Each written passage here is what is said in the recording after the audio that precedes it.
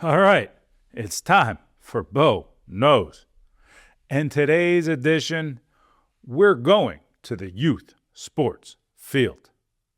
And if you're a parent, you already know where this is going.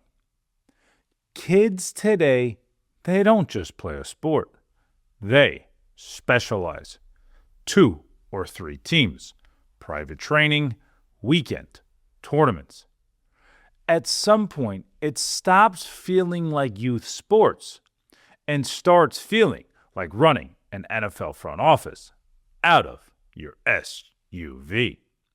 More games, more exposure, more driving.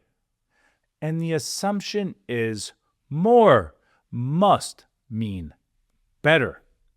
But ask any good coach or former player, what can happen when everything becomes more?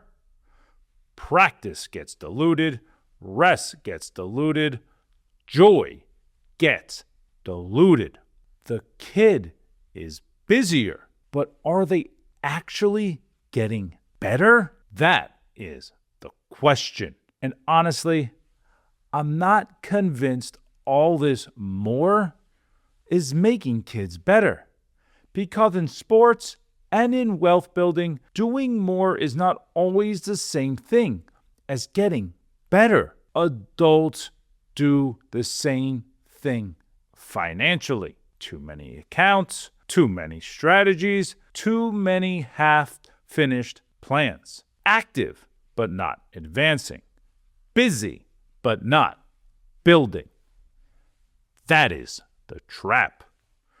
Great athletes are not built by playing the most games. They are built by getting the right reps in the right system with the right consistency. It's the exact same thing with money. Real wealth comes from the right habits, the right process, the right decisions, not from chasing every new thing that shows up in your social media feed.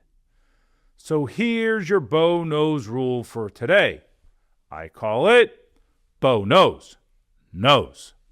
Before you say yes to the next thing, ask, am I actually getting better, or am I just adding another team to the schedule? Because at some point, more stops being development and starts being dilution.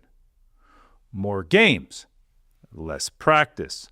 More strategies, less clarity.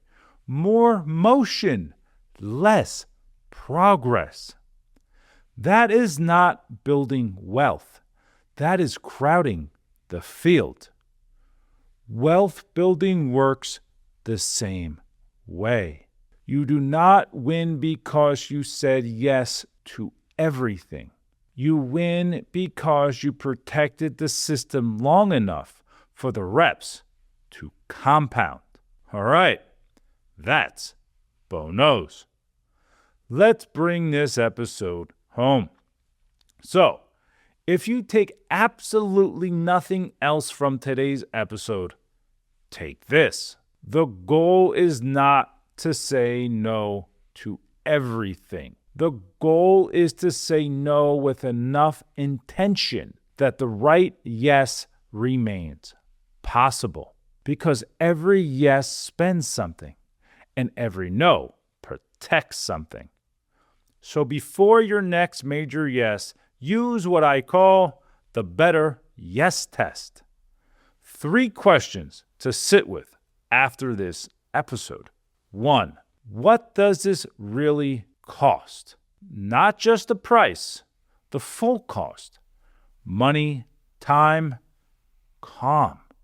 2, what did this yes crowd out? Because every yes takes up space. Maybe it crowds out savings. Maybe it crowds out rest. Maybe it crowds out peace at home. 3, does this yes move us closer to the life we actually want? Not the life social media says you should want. Not the life your neighbor fears to have. Not the life your income technically allows, but the life that you actually want. That's the better yes test. What does it really cost? What does it crowd out? And does it move us closer? If the answer is yes, say yes with confidence. That is not lifestyle autopilot. That is what we call intentional living. But if the answer is no, or if you don't really know, pause. Because once you name the better yes, the no's get a lot clearer. And if this episode hit home, this is exactly the kind of conversation we have with clients. Not just, what do you own? What do you earn? What are you invested in? But what are you building? What keeps pulling you off track? What needs to be protected? That is what real planning should do. Create clarity, protect momentum, help your wealth support the life you actually want. At Julius Wealth Advisors, everything we do is grounded in three things: integrity, knowledge, and passion. Because wealth is not built by saying yes to everything that comes your way. It is built by the decisions you make and the decisions you avoid consistently over time. Until next time, be smart, be intentional, and keep building your wealth by choice, not chance. I'm Jason Blumstein, and this is the Big Bo Show.